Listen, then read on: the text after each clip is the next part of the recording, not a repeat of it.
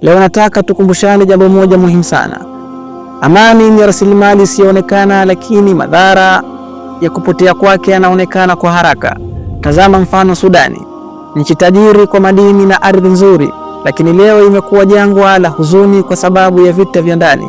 Angalia Libya, iliwahi kuwa na uchumi wa juu Afrika, lakini baada ya machafuko ya kisiasa kila kitu kikaporomoka. Na Somalia, miaka zaidi ya 30 bila amani. Matokeo yake biashara imesimama, vijana wamekosa matumaini. Wale waliowasha moto wa fujo walinufaika kwa muda, lakini watu wa kawaida walibeba majivu ya huzuni. Sasa swali ni, je, tunataka kuisukuma nchi yetu huko?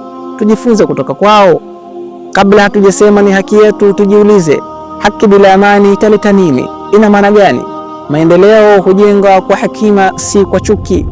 Leo chagua kuwa mlinzi wa utulivu, si mvunjaji wa msingi wa amani, kwa sababu ukichezea amani kwa siasa utaikosa hata biashara ya kahawa mtaani.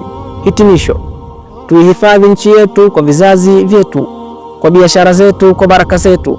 Mimi Rashid Abdul Wahhab Rashid, sauti ya kutuliza nafsi na kuamsha amani na utulivu katika jamii.